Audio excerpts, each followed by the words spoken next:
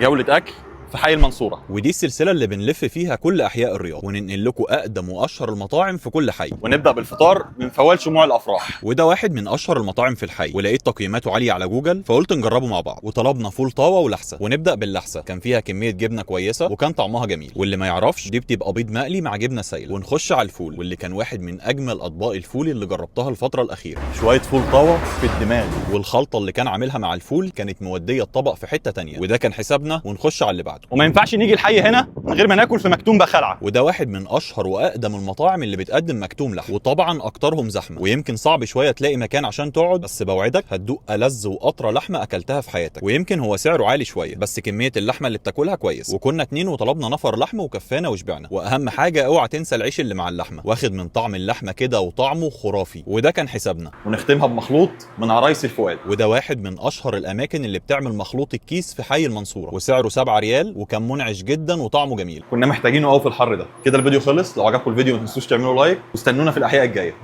سلام.